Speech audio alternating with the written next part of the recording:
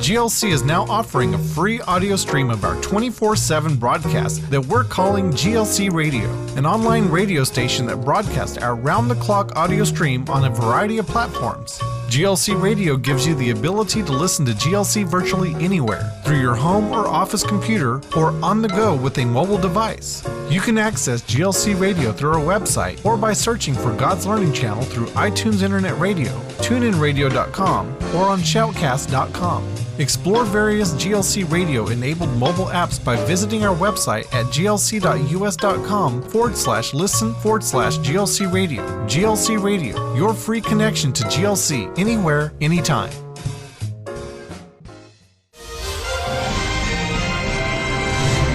Well, praise God and welcome to Monday's Update.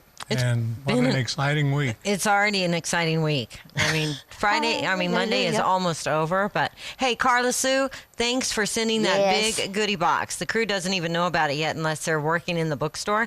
But just so you know, one of our partners sent us this box that's like this long, this deep, and this wide, full of goodies for the crew. And they're all gluten-free. All gluten-free, individually packed. And so we'll give you a report on that. I can already give you a report on the pumpkin. Little pumpkin bites. Oh, wonderful. Delicious. Yes. Well, I know Judy Reamer took and Becky Johnell took the package of the almond. Mm-hmm.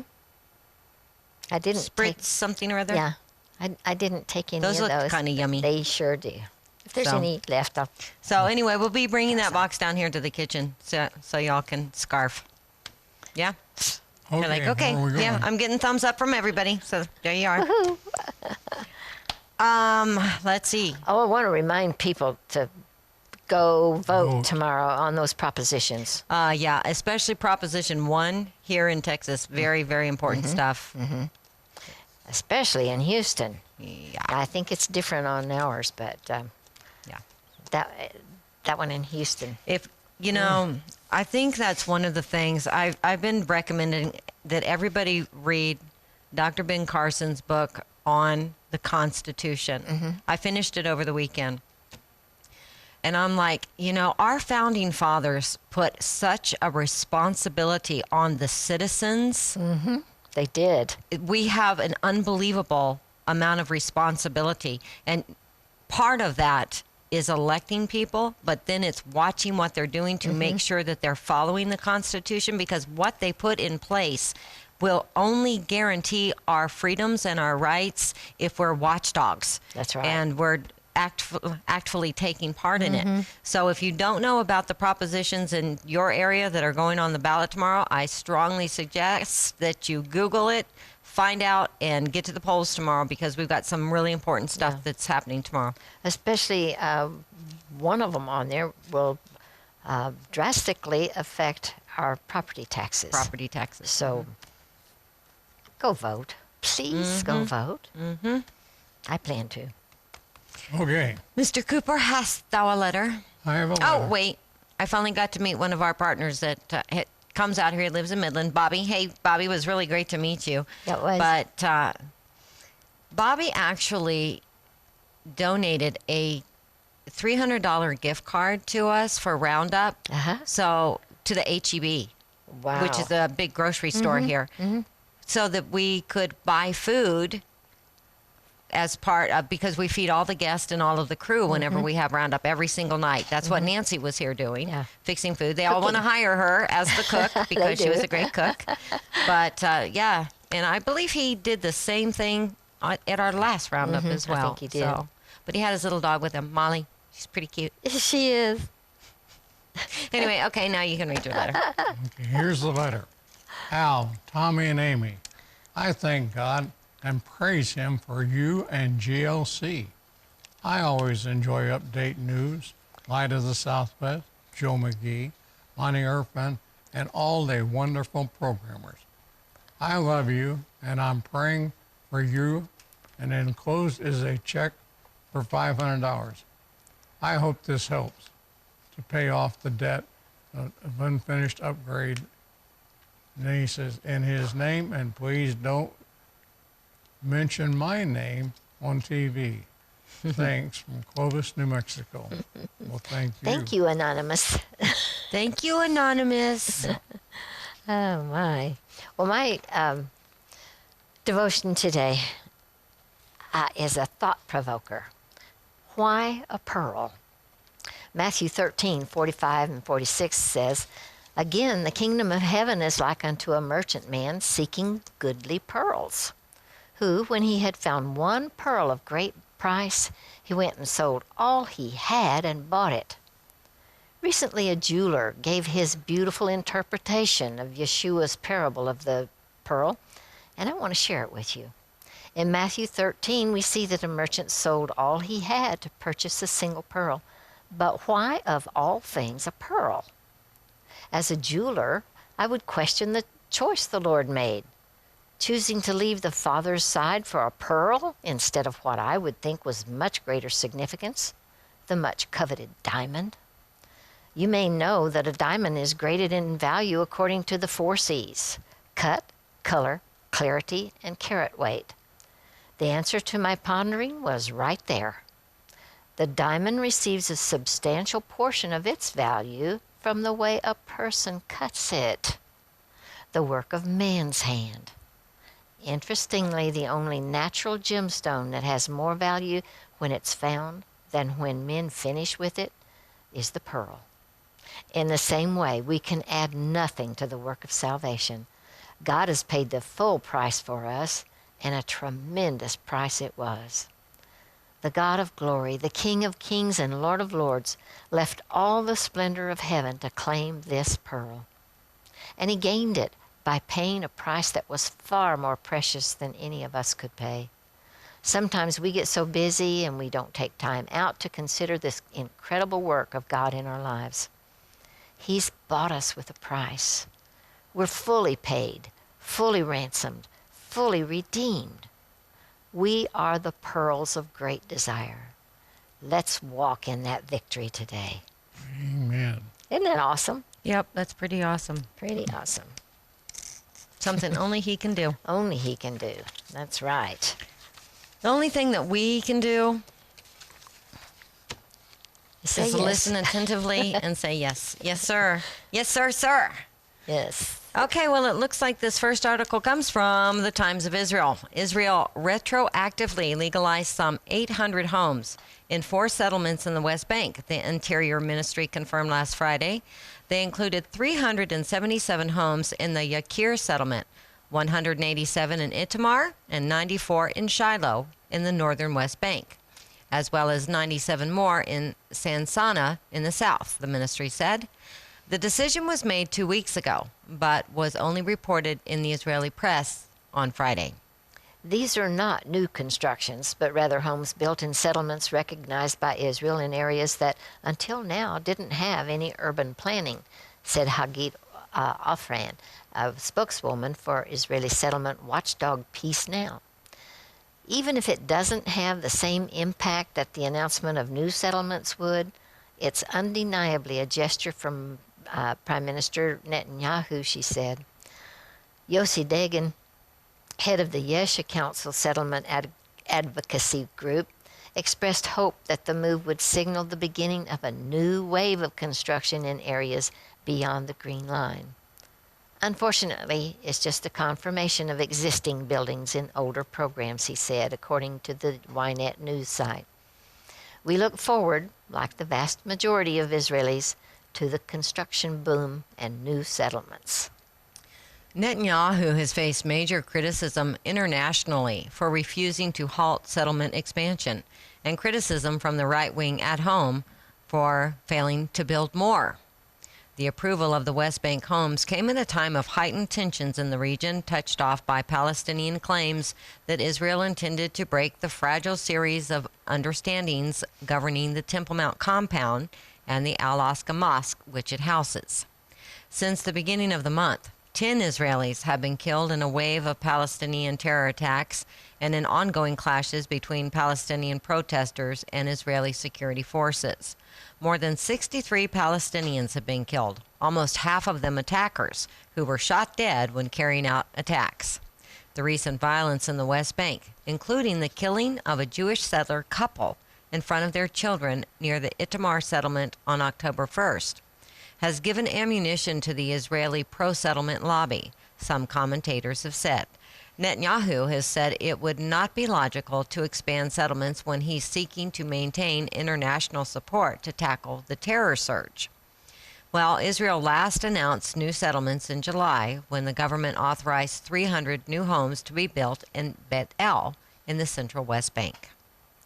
Israel captured the West Bank in the 1967 Six-Day War in a move never recognized by the international community.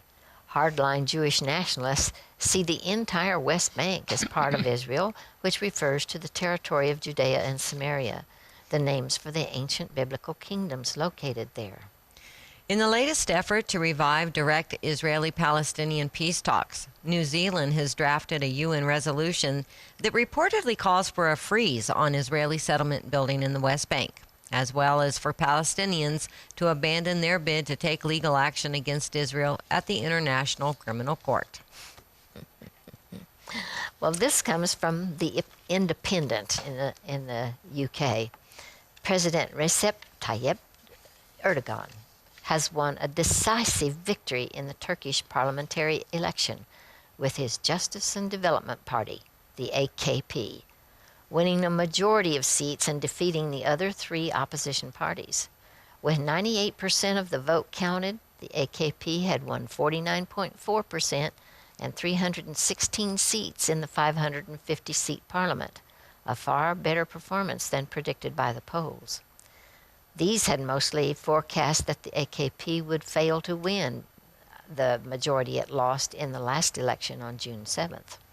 The pro-Kurdish People's Democratic Party had a surprisingly sharp fall in its vote from 13% in the last election, which denied the AKP its majority, to bring it dangerously close to the 10% threshold below which it would lose all its members of parliament. This would have left Turkish-Kurdish minority, with its long history of confrontation with the state, without any effective parliamentary representation. As president, Mr. Erdogan is theoretically above the policy fray, but has clearly directed the AKP's strategy, which has confounded all forecast. These had strongly suggested a repeat of the stalemate of the last election and the likelihood of a coalition government or even a third election. In the wake of the AKP's spectacular victory, it will be in a strong position to take control of all remaining levers of power: the army, security services, and media. Ever since it first formed a government in 2002, the AKP has been progressively eliminating all opponents in positions of authority in the secular Turkish state founded by Kemal Ataturk. Almost all the state and private media has already come under AKP control, which is one factor explaining its gain in votes. State television has given blanket coverage to Mr. Erdogan and the AKP while largely ignoring his opponents. Mr. Erdogan's strategy during the 5 months since the last poll has been to seek to confront the Kurds and demonize the HDP as a proxy of the Kurdistan Workers' Party, the PKK, which has been fighting a guerrilla war against the Turkish state since 1984. AKP supporters claimed last night that conservative and religious Kurdish voters had abandoned the HDP as tainted by its link with a terrorist group. Confrontation with the Kurds enabled the AKP to play the nationalist card, taking many votes from the right-wing anti-Kurdish national movement, the MHP. Notorious for its ineffective leadership and lack of policies, its vote share fell from 16 to 12%. The centrist and secular Republican People's Party, the CHP, the largest opposition party, saw its vote remain the same at about 25%, but it was never able to seize the political initiative and present itself as a convincing alternative to the AKP. The AKP has been in a strong position since 2002 because Turkey has voted for center-right parties in elections since 1950. But in the past, there have been other power centers which prevented it exercising complete authority. Many liberals and secularists saw the rise of the AKP as a welcome democratic alternative to a system in which the army and the judiciary repeatedly intervened. Many of these are now blaming themselves as useful idiots who have facilitated the AKP's path towards a monopoly of power. One said just before the latest election that we thought the AKP wanted to change the state, not take it over. Mr. Erdogan will be strengthened by his new mandate to influence events in Syria.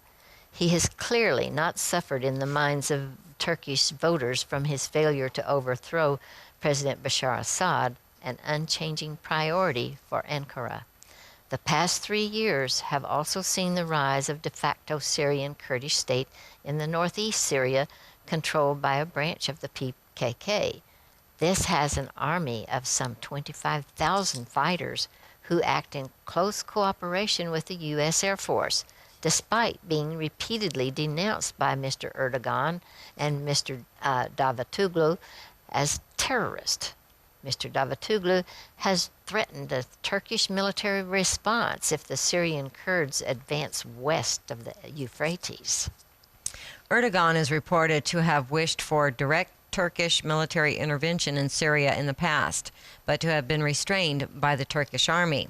After this impressive endorsement by the 58 million electorate on an 86% turnout, he may be better able to push for greater military engagement in Syria. A sign that the Turkish government will be strengthened by an end to political uncertainty was the sharp rise of the Turkish lira against the U.S. dollar last night. Many voters also said they wanted an end to uncertainty and the prospect of a series of ill-assorted coalitions with a limited lifespan. At the same time, Turkey's growing ethnic, sectarian, and religious divisions are not going to disappear. Among Kurds, the poor results of the HDP will strengthen those who argue that armed struggle is the only way forward. There will also be many who will argue that Mr. Erdogan and the AKP won because they frightened voters by fomenting a crisis and an atmosphere of fear, which they then pledged to end. The final weeks of the campaign took place with no rallies, except those held by the AKP, because of the bombing of a demonstration in Ankara on October the 10th that left 102 dead. Many voters in Istanbul said they feared that the violence was going to get worse. Many secular voters did not conceal their revulsion against the AKP-run state, imposing more Islamic norms on Turkey. You know, one of the most interesting statements in that entire article, which was a little long, was this. In the wake of the AKP's spectacular victory, it will be in a strong position to take control of all remaining levers of power. That's right. Army, security services, and the media. Mm-hmm. Yep. Huh. See, this is why I love it. I love it when the GOP presidential candidates are pointing out the media to the citizens about media control. Mm-hmm. Because, you know, our viewers know it. They know it. But very few others do. If you're not watching GLC, the chance that you understand how your thinking is swayed by the media is pretty nil. Mm-hmm. Well, this article comes from the World Tribune. Given an ultimatum to convert to Islamic State of Iraq and Levant, ISIS, brutal brand of Islam, or be executed, 100,000 Christians left their homes and belongings behind and fled the Iraqi city of Mosul in just one night. Father Douglas Basie recounted how the Christians were desperate to escape ISIS' genocidal campaign of ethnic cleansing. Overnight, 100,000 people escaped from Mosul and escaped from ISIS.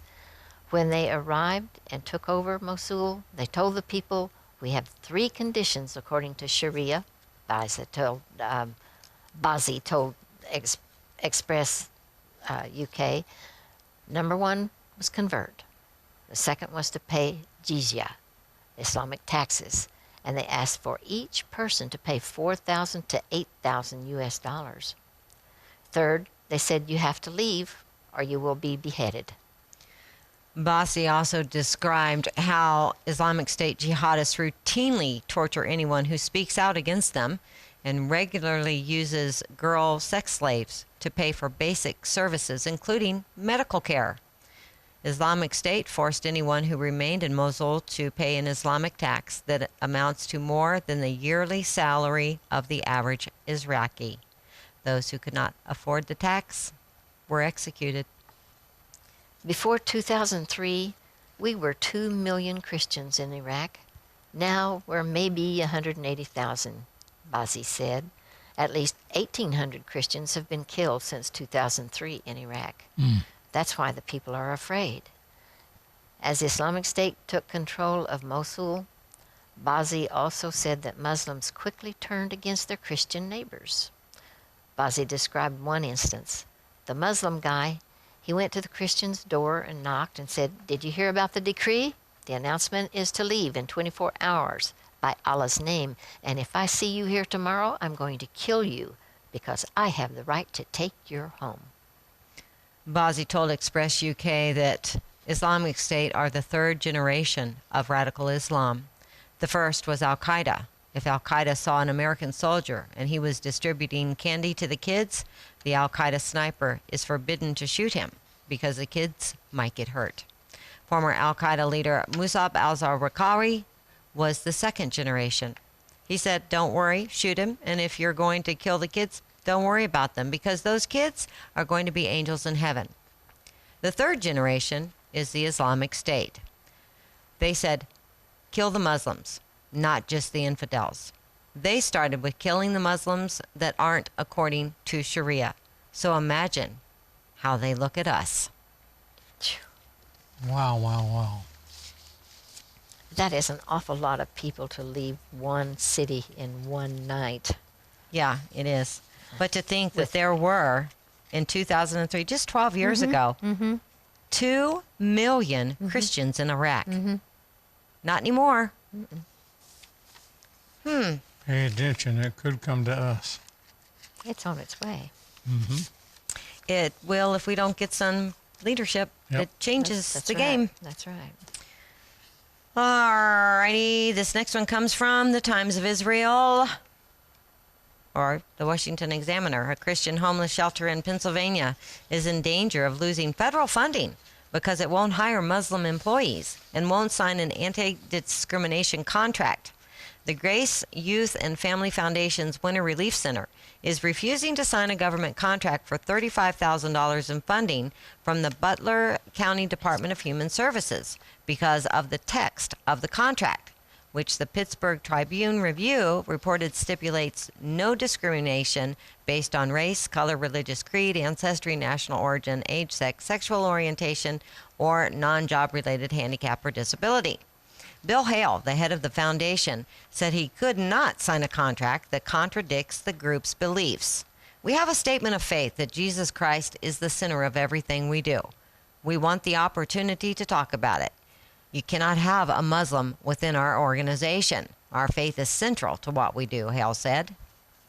The contract represents more than half the shelter's funding and would give access to a block grant featuring a combination of state and federal funds as well as donations from local groups. The Butler County officials said over 100 similar contracts have been dealt to other nonprofit organizations, which they have signed. The Winter Relief Center is Butler County's only homeless shelter. And from the Christian Post, black and white congressional leaders from churches across the United States are meeting to discuss how local churches can be catalysts for healing the racial divide and animosity toward police and blighted communities across the nation. The president of the Southern Baptist Convention, Ronnie Floyd, will co-lead a conversation on racial unity next Wednesday in Jackson, Mississippi, along with Jerry Young, the head of America's largest African-American Baptist denomination, the National Baptist Convention. Floyd told the Christian Post that the conversation aims to spark a discussion among leaders on how churches can act to bring tangible change to the problems that are causing racial tensions in their towns. Floyd and Young have both selected 10 pastors from each of their conventions who will speak at Wednesday's event at the First Baptist Church in Jackson. The 22 speakers will provide ideas on how churches can lead the way when it comes to tackling the problems in underserviced communities. We're talking about a very serious item, Floyd said. Ultimately, we believe the local church can play a real catalytic role in bringing unity in a city dealing with some of those same difficult situations today. With Dr. Young and I leading the conversation, we're just going to walk through and talk about several things and really come away hopefully and prayerfully with 3 or 4 or 5 things we can tangibly take action on and make a difference, and encourage churches around the country to do the same, Floyd continued. Well, next Wednesday's meeting will start the interconventional discussion on racial reconciliation. The Reconciled Church movement, headed by African-American Dallas megachurch pastor T.D. Jakes, African-American Pentecostal Bishop Harry Jackson, and Reverend James Robison, met in January of this year to discuss the church's role in bridging the racial divide. Since its formation, the Reconciled Church movement has established 7 bridges to peace, which its leaders feel are the societal changes or keys that local churches need to be focused on in order to ease the racial struggles in frustrated communities. Included in the bridges to peace are prayer and reconciliation events, education reform, civic engagement, community outreach, criminal justice reform, marriage and family, and economic development. Jackson, Robinson, and Bishop Angel Nunez from the Bilingual Christian Church in Baltimore spoke Wednesday at an event in Dallas organized by Operation Blue Shield, a project devoted to bringing members together, community members, business leaders, and local police officers to ease tensions in the communities. Well, yeah, you know what?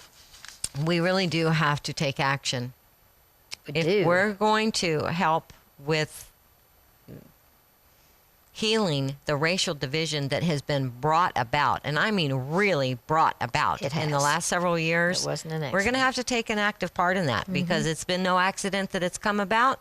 It cannot be accidental that we take care of it. That's right. Okay, this one from the Jerusalem Post. The decision by U.S. President Barack Hussein Obama to send special forces to Syria is strictly focused on fighting Islamic State and does not signify the U.S. is entering Syria's civil war, U.S. Secretary of State John Kerry said. President Obama has made a very strong and forceful and simple decision entirely in keeping with his originally stated policy that we must defeat and destroy Daesh, Kerry said, using the Arabic term for the Islamic State. Daesh is the Islamic term. It's not a decision to enter into Syria's civil war. It's not an action focused on Assad. It focused exclusively on Daesh and in augmenting our ability to rapidly attack them, Kerry told a news briefing on a visit to Kyrgyzstan's capital, Bishkek. U.S. Secretary of State John Kerry arrived on Saturday in Kyrgyzstan on his way back from international talks in Vienna aimed at finding a political solution to Syria's 4-year-old civil war. The United States, Russia, Iran, and other powers called for a nationwide truce in Syria's 4-year civil war, fresh elections, and a new constitution. In a joint statement after the talks in Vienna, the participants said substantial differences remain, though they agreed it was imperative to accelerate all diplomatic efforts to end the war. You know, I have just this gut feeling that the reason that we're doing anything in Syria is because Putin stepped up to the plate and started attacking. So, well, that's what happens whenever there's a vacuum. Somebody's going to step in and take the power. It's how men do. It is. You know what? Pray for the peace of Jerusalem, and thank you for world. standing with GLC. We love you, and we'll see you on Wednesday. Amen.